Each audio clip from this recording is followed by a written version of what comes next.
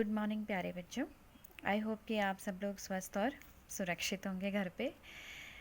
मैं आज आप लोगों को क्लास 8 का चैप्टर फर्स्ट रैशनल नंबर बता रही हूँ, जिसे हम कहते हैं परिमेय संख्या।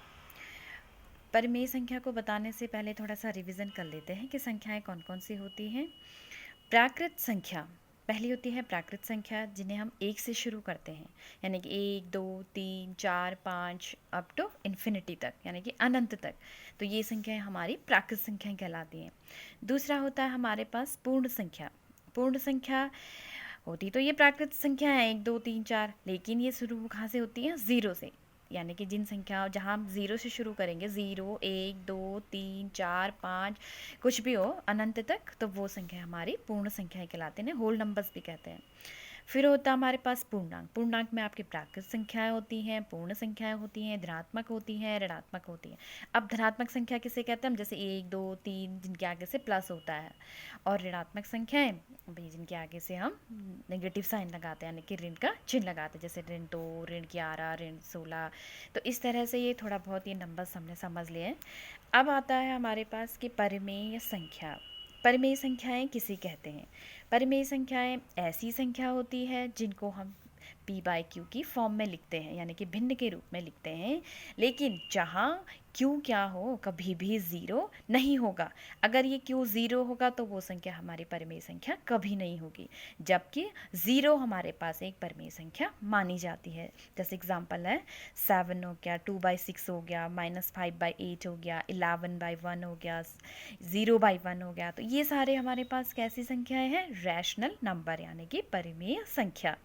लेकिन अगर 7/0 है, 11/0 है, यानी कि डिनोमिनेटर में हर में अगर कभी भी ज़ीरो होगा, तो ये संख्या हमारे पास कभी भी परिमेय संख्या नहीं होगी।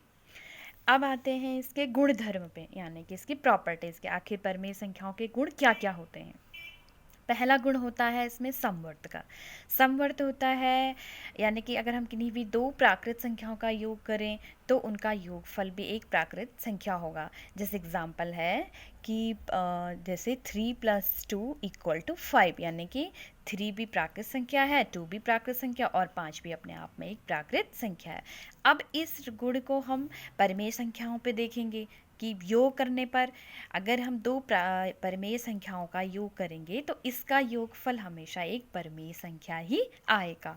ऐसे घटाने पे देखेंगे, अगर हम दो परिमेय संख्याओं को घटाएंगे तो इनका घटाने का जो आंसर आएगा वो भी हमेशा एक परिमेय संख्या ही होगा। मैं बहुत शॉर्ट एग्जांपल, इजी एग्जांपल ले रही हूँ ताकि अच्छे से समझ आ जाएगा। ऐसे ही ये गुणे पे भी होता है। अगर हम 2/3 गुणा के 4/3, यानी कि दोनों परिमेय संख्याएं, इनको हम गुणा करेंगे तो हमारे पास उत्तर गुणनफल भी क्या होगा? एक परिमेय संख्या ही होगा। ऐसे ही आपके विभाजन पे भी होता है, यानी कि अगर हम दो परिमेय संख्याओं को आपस में भाग देंगे तो उसका जो भागफल आएगा वो भी एक परिमेय संख्या होगा। लेकिन विभाजन में एक कंडीशन ये है कि ज़ीरो से हम कभी भी भाग नहीं देंगे, क्योंकि अगर हम ज़ीरो से भाग देंगे तो वो एक परिमेय संख्या नहीं मानी जाएगी, क्योंकि हम पहले ही समझ चुके हैं कि जहाँ क्यू क्या नहीं होना चाहिए, कभी भी ज़ीरो नहीं होगा। अगर क्यू ज़ीरो होगा तो वो एक परिमेय संख्या नहीं मानी जाएगी। ऐसे ही आपका दूसरा है क्रम विनिमेयता का गुण। क्रम विनिमेयता का गुण होता है suppose a + b = b + a, यानी कि दो संख्याओं को जोड़ने पर या उनके क्रम को बदलने पर उनका योगफल हमेशा क्या आएगा? सेम होगा। जैसे इसका योग है, जैसे 4 + 7 = 7 + 4 = 11। देखो 4 + 7 भी 11 होता है, 7 + 4 भी 11, यानी कि इनके क्रम को हम चाहे कहीं भी रखें, उत्तर हमेशा क्या होगा? इनका बराबर ही होगा।